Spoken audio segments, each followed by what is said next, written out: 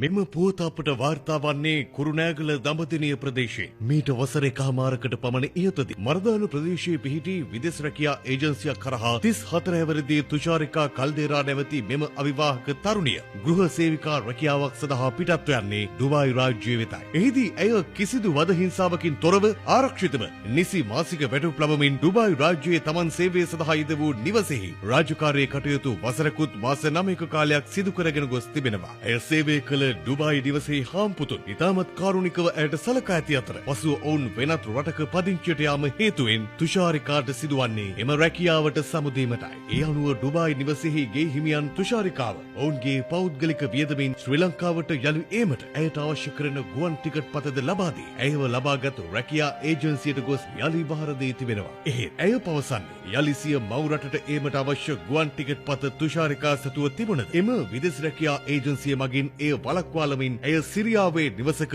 ගෘහ සේවයට යැවීමට කටයුතු කළ බවයි. එදා සිට මේ දක්වා ඇය සිරියාවේ නිවසක ගෘහ සේවයේ නිරත වන බව ඇයට එම නිවසේ හාම්පුතුන් එක්ව දැඩි ලිංගික හිංසනයන් සිදු කරන බව තුෂාරිකා කල්දේරා පවසනවා. කොහොමද දවසකට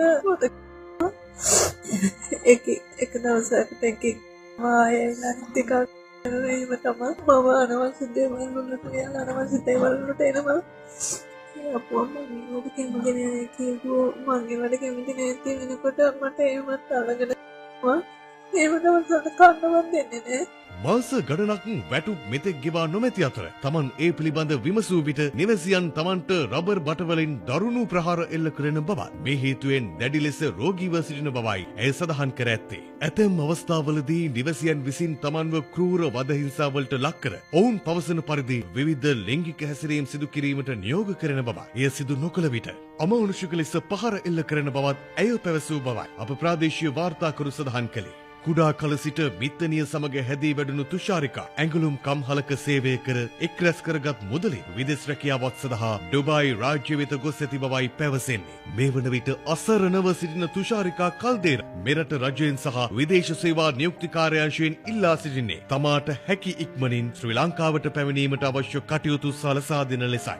මෙවන් ඛේද ජනක සිදුවීම් දිනෙන් දින වාර්තා වීම මගින් මෙරටට විදේශ විනිමය උපයන මැද පෙරදිග සේවයේ නියුතු ලාංකික කාන්තාවන්ගේ ආරක්ෂාව සම්බන්ධයෙන් පැන නගින්නේ බරපතල ප්‍රශ්නාර්ථයක්. මම ඔයාලගෙන් ඉල්ලනවා මම මේ කරන දේවල් වලට ගොඩාක් පිසිද්ද වෙනවා.